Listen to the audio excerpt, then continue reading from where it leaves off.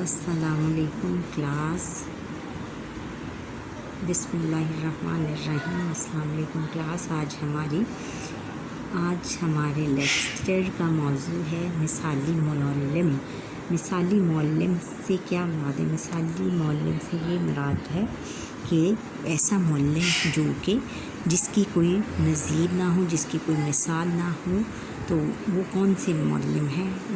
حضرت محمد صلی اللہ علیہ وسلم کو مثالی معلم کہا گیا ہے. اس میں ہم پڑھیں گے کہ سیدنا حضرت ابراہیم علیہ السلام نے بیت اللہ کی دیواریں اٹھاتے ہوئے دعا کی تھی کہ اے رب، ان لوگوں کو خود انہی کی قوم میں سے ایسا رسول بھیج دیجیے جو انہیں تیری آیات سنائے، ان کو کتاب اور حکمت کی تعلیم دی.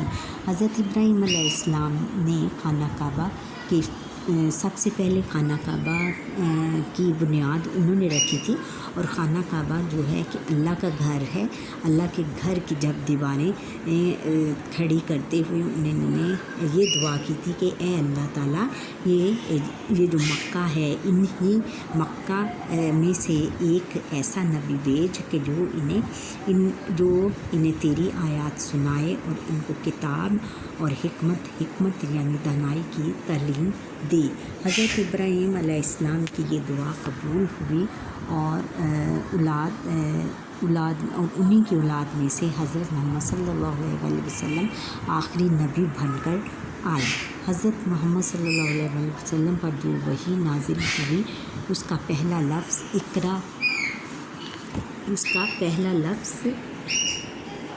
اقرا یعنی پڑھ تھا. حضور نبی اکرم صلی اللہ علیہ وسلم اور ان کی یہ اللہ تعالیٰ نے حضرت ابراہیم علیہ السلام کی بچوں دعا قبول کر لی اور انہی کی اولاد میں سے حضرت محمد صلی اللہ علیہ وسلم جو کہ آخری نبی بنا کر اللہ تعالیٰ نے بھیجا. اور آخری حضور نبی اکرم صلی اللہ علیہ وسلم پر جو اللہ تعالیٰ کی طرف سے آیات نازل، پہلی وحی یعنی جو پہلا کلام نازل ہوا اس کا لفظ اقرا تھا. اور اقرا کا مطلب ہے پڑھ. اس کے بعد آپ صلی اللہ علیہ وسلم تعلیم و تربیت کے ذریعے انسانوں کی زندگی میں ایسی تبدیلی لائے کہ تاریخ میں اس کی مثال نہیں ملتی.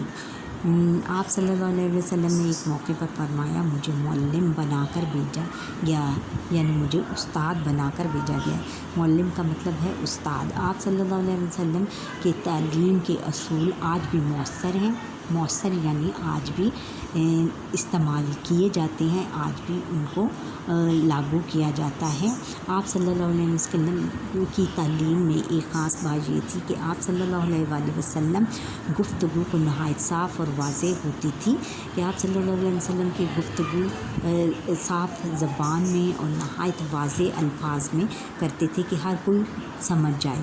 آپ صلی اللہ علیہ وسلم مختصر اور جامع بات فرماتے، بالکل مختصر باتیں کرتے، یعنی اس میں بالکل کوئی چھوٹی بات کرتے اور بالکل اس میں اثر رکھنے والی ہوتی تھی.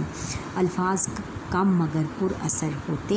مثلا آپ صلی اللہ علیہ وسلم نے فرمایا، بہترین علم وہ ہے جو نفع بخش ہو، یعنی بہترین علم وہ ہے کہ جس میں نفع بخش ہو، کہ جس میں فائدہ ہو. اوپر والا ہاتھ نیچے والے ہاتھ سے بہتر ہے، یعنی اوپر والا ہاتھ نیچے والے ہاتھ سے بہتر ہے. اوپر والا ہاتھ جو ہے وہ دینے والا ہے اور نیچے والا ہاتھ لینے والا ہوتا ہے. اس لیے حضور نبی اکرم صلی اللہ علیہ وسلم نے فرمایا کہ اوپر والا ہاتھ دینے والے ہاتھ سے بہتر ہے. اللہ کی قسم، وہ مومن نہیں جس کا پڑوسی اس کے شر سے محفوظ نہ ہو. اور پھر انہوں نے قسمیں بھی کھائی ہیں اپنے جو احادیث میں یا جو بھی لیکچر دیتے تھے اس میں اللہ کی قسم بھی کھا جاتے تھے بعض اوقات. اور جب وہ بات میں اثر پیدا کرتے تھے، جب وہ بہت خاص بات ہوتی تھی تو اس میں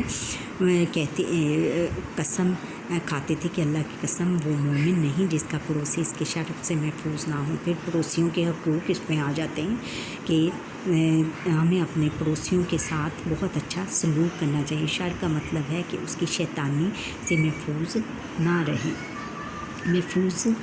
نہ ہو. آپ صلی اللہ علیہ وسلم کے لہجے میں محبت اور دل سوزی ہوتی تھی، بہت زیادہ محبت، پیار اور دل سوزی، اور دل سے وہ ایسے لگتا تھا کہ جیسے یہ بات دل سے نکلتی ہے۔ آپ صلی اللہ علیہ وسلم میٹھی باتیں کرتے جو دل پر اثر کرتی، سننے والا عمل کے لیے تیار ہو جاتا۔ آپ صلی اللہ علیہ وسلم کبھی ایسی بات نہیں کرتے تھے جس سے کسی کو تکلیف پہنچے اور اسے غصہ آئے۔ ایک دفعہ ایک صحابی کھانا کھا رہے تھے۔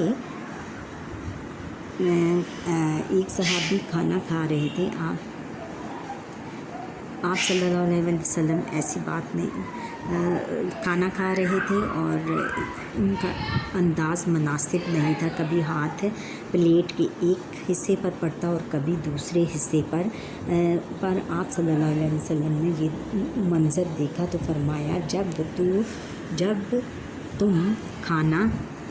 تم کھانا کھاؤ تو بسم اللہ پڑھ لیا کرو اور دائیں ہاتھ سے کھانا کھاؤ اور اپنی طرف سے کھایا کرو۔ اس کا مطلب یہ ہے کہ حضور نبی اکرم صلی اللہ علیہ وسلم کے زمانے میں ایک ہی پلیٹ میں 3 4 لوگ کھانا کھاتے تھے، اور اس بات کا خیال رکھا جاتا تھا کہ اگر کسی نے کھانا کھانا ہے تو وہ اپنی طرف سے کھائے، دوسری کی طرف سے نہ کھائے۔ اور ان صحابی نے یہ کیا کہ انہوں نے پہلے تو بسم اللہ نہ پڑھی اور پھر اس کے بعد انہوں نے اپنی دوسرے جو ان کا ساتھی تھا اس کی طرف سے کھانا شروع کر دیا۔ پھر آپ نے فرمایا کہ اپنی طرف سے کھانا کھایا کرو۔ حضرت محمد رسول اللہ خاتم النبیین صلی اللہ علیہ وسلم سوالوں کے جواب کے ذریعے سے بھی صحابہ کرام رضی اللہ تعالیٰ عنہ کو دین کی تعلیم دیتے تھے۔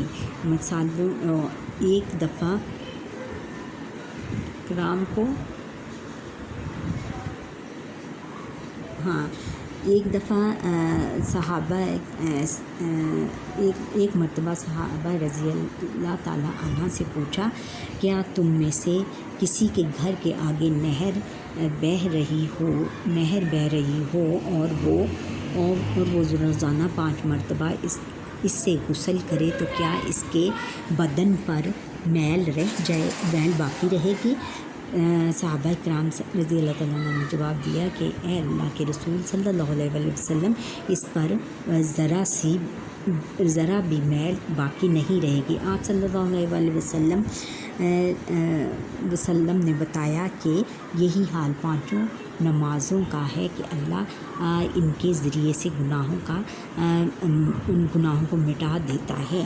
یعنی حضور نبی کریم صلی اللہ علیہ وسلم نے اس حدیث میں نماز کو سب سے اولین اہمیت دی ہے کہ نماز اللہ تعالیٰ جو ہے وہ اگر ہم 5 وقت وضو کریں گے تو ہمارے بدن پر ذرا سی بھی میل نہیں رہے گی، اور میل جب نہیں رہی تو ہمیں صفائی کی عادت پڑے گی، اور صفائی کی عادت سے ہمارے بدن بھی صاف ستھرا رہے گا، اور اللہ تعالیٰ اور پھر حضور نبی کریم صلی اللہ علیہ وسلم نے فرمایا کہ یہی حال 5 نمازوں کا ہے کہ اللہ ان کے ذریعے گناہوں کو مٹا دیتا ہے، کہ جب ہم 5 وقت کی نمازیں پڑھیں گے تو اللہ ہماری نمازوں کے صدقے ہمارے تمام گناہوں کو مٹا دے گا۔ نبی کریم صلی اللہ علیہ وسلم بعض اوقات اپنی بات کو اچھی طرح سمجھانے اور واضح کرنے کے لیے ہاتھ کے اشاروں سے مدد لیتے۔ کبھی حضور نبی کریم صلی اللہ علیہ وسلم اپنی بات کو لوگوں کو سمجھانے کے لیے ہاتھ کے اشاروں سے بھی بات سمجھاتے، اور اس طرح اچھی طرح ذہن نشیں ہو جاتی۔ ایک بار ایک صحابی نے آپ صلی اللہ علیہ وسلم سے پوچھا کہ میرے لیے کون سی چیز سب سے زیادہ خطرناک ہے؟ تو آپ صلی اللہ علیہ وسلم نے اپنی زبان کو پکڑ پر فرمایا، یہ زبان سب سے زیادہ خطرناک ہے۔ اس بات کا مطلب یہ ہے کہ گفتگو میں احتیاط سے کام لینا چاہیے۔ اگر ہم بری باتیں کریں گے تو اس سے ہمیں دنیا میں بھی نقصان پہنچے گا اور آخرت میں بھی ناکامی کا سامنا کرنا پڑے گا۔ یعنی اگر ہم زبان سے زبان یعنی کسی کے ساتھ، اس کا مطلب یہ ہے کہ کسی کے ساتھ بھی ہم بات کریں بچوں تو بہت احتیاط سے بات کرنی چاہیے، کیونکہ زبان سے نکلا ہوا لفظ دوبارہ واپس نہیں آتا، کسی نے کیا خوب کہا ہے، اور انتہائی سوچ سمجھ کی بات کرنی چاہیے۔ نبی کریم صلی اللہ علیہ وسلم اکثر ایسی چیزوں سے تشبیہ دیتے جن سے لوگ واقف ہوتے۔ مثلاً آپ صلی اللہ علیہ وسلم نے ایک موقع پر فرمایا کہ مومن کا آئینہ ہے، اور حضور نبی کریم صلی اللہ علیہ وسلم مثالوں میں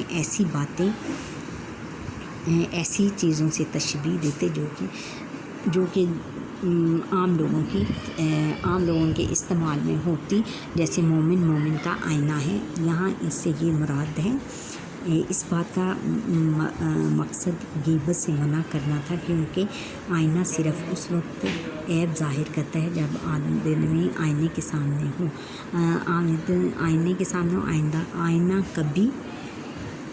آئینہ کبھی بندے کی خامیاں دوسرے لوگوں کو نہیں بتاتا، بندے کی خامیاں کوئی دوسرے نبی کو نہیں بتاتا، یعنی ہمیں اپنے مسلمان بھائی کی کبھی غیبت نہیں کرنی چاہیے، اور یہ بالکل آئینے کی طرح ہے کہ جیسے ہم آئینے میں کھڑے ہوتے ہیں تو ہمیں اپنی صرف شکل جو ہے وہ بہت خوبصورت نظر آتی ہے، اسی طرح دوسرے لوگوں کی جو خامیاں ہیں وہ خوبیاں لگنی چاہیے ہمیں۔ نبی کریم صلی اللہ علیہ وسلم موقع کے مطابق بات کرتے۔ آپ صلی اللہ علیہ وسلم تین باتوں کی تعلیم دوسروں کو دیتے، جن باتوں کی تعلیم دوسروں کو دیتے تھے خود بھی انہی پر عمل کر کے دکھاتے تھے۔ بلا شبہ آپ صلی اللہ علیہ وسلم ایک مثالی معلم ہیں، اور آپ صلی اللہ علیہ وسلم کی سیرت ہمارے لیے بہترین نمونہ ہے۔ یعنی حضور نبی کریم صلی اللہ علیہ وسلم اگر درس کسی کو بھی بات بتاتے تو اس پر خود عمل کرتے، یہ نہ کرتے کہ وہ ان کو بات بتا دی ہے تو خود اس کے اپوزٹ بات کرتے، یعنی قول و فعل کا تضاد نہیں تھا ان میں، بالکل